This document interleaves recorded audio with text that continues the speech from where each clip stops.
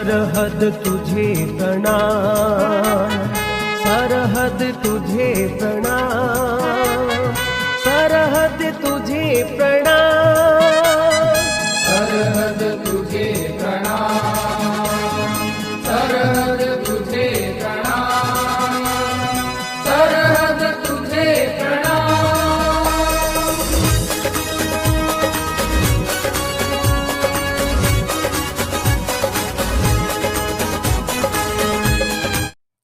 आदर्श शिक्षण संस्थान द्वारा संचालित ऑनलाइन क्लास में आपका स्वागत और अभिनंदन।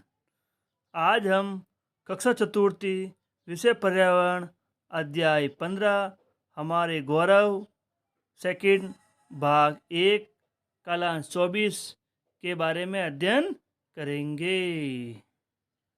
जैसा कि हमारे पाठ का नाम है हमारे गौरव। हमारे गौरव का मतलब होता है जिसके ऊपर हम गर्व करते हैं। ऐसे व्यक्ति महापुरुष कहलाते हैं। क्या कहलाते हैं? महापुरुष। महापुरुष अनेक प्रकार के होते हैं। जैसे कोई अच्छा कार्य करता है या कोई देश के लिए शहीद हो जाता है या उसके हम ऊपर गर्व करते हैं। और चिकित्सा जो व्यक्ति होते हैं वो चिकित्सक होते हैं। क्या होते हैं? चिकित्सक। और चिकित्सक हमेशा दया और सदाचार के गुण उसमें होते हैं। आज हम देखते हैं कि भारत में अनेक प्रकार के प्राचीन समय से ही लेकर महान वैज्ञानिक हुए हैं जो समाज के लिए कार्य करते हैं।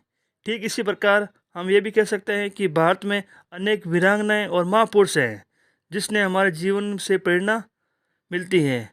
उन्होंने अनेक प्रकार के ऐसे कार्य किए जिसको हम आज भी याद करते हैं। वीरांगनाएं जिसका मतलब होता है कि जो वीर गति को प्राप्त हो गई या अपने पति के लिए वह सती हो गई। और महापुरुष उन्होंने बहुत अच्छा कार्य किए जिसके कारण आज भी हजारों वर्ष के बाद भी हम महापुरुषों को याद करते हैं। इस अध्याय में हम महान गौरव यानी चिकित्सक के बारे में अध्ययन करेंगे। चिकित्सक दो हैं, एक तो है चरक, एक है सुश्रुत। ये दो चिकित्सक हैं जिनके ऊपर हम गर्व करते हैं। चरक चिकित्सक। हमारा देश बहुत प्राचीन है। हमारे यहाँ अनेक प्रकार के वैज्ञानिक एवं चिकित्सक हुए हैं। इनमें से एक थे चरक, जिनके नाम पर चरक कैसे पड़ा, एक मज़ेदार कहानी है। चरक शब्द का अर्थ होता है चलने वाला। उन्हें जन सेवा में इतनी रुचि थी कि वह जगह जगह घूमते हुए जनसाधारण की चिकित्सा करते थे तथा चिकित्सा विज्ञान का प्रचार और प्रसार किया करते थे। इसलिए लोग उन्हें चरक के नाम से जाने लगे। इनका सबसे प्रसिद्ध ग्रंथ है चरक संहिता, जिसमें 8 ग्रंथ हैं और इसमें शरीर के विभिन्न अंगों की बनावट, जड़ी बूटियाँ के गुण और पहचान का वर्णन है।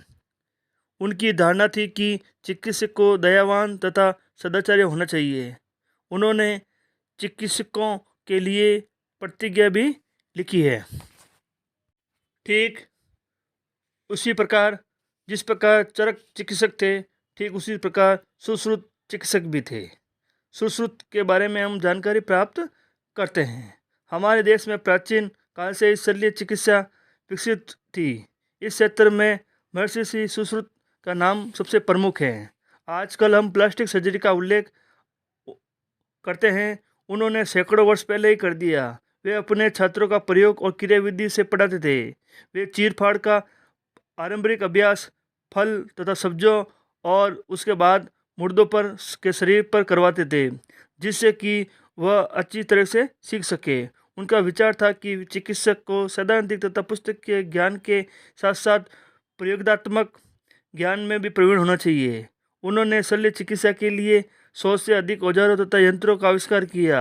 इनमें से अनेक औजारों का उपयोग आज भी हम क्या करते हैं। ऐसे हमारे महान चिकित्सक थे। हमारे गांव और शहर में अनेक प्रकार के आयुर्वेदाचार्य हैं। आयुर्वेदाचार्य यानी हम उसको डॉक्टर कहते हैं। डॉक्टर हर गांव और हर शहर में है और वह लोगों की सेवा करता है और उसका इलाज भी करते हैं। वह आयुर्वेदिक के अनुसार उनका इलाज निःशुल्क किया जाता है।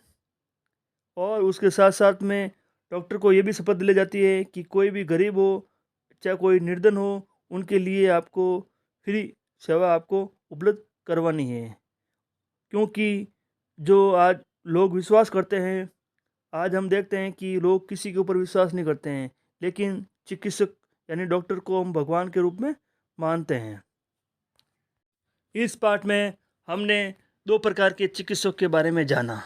एक तो होता है जो दवाई या गोली देकर उसको ठीक करते हैं या उसको विशेष उल्लेख किया जाता है, और एक होता है प्लास्टिक सर्जरी।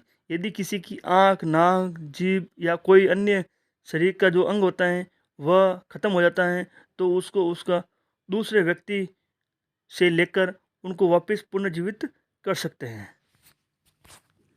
आज हमने हमारे महान गौरव और महान वैज्ञानिक और चिकित्सक के बारे में अध्ययन किया। धन्यवाद।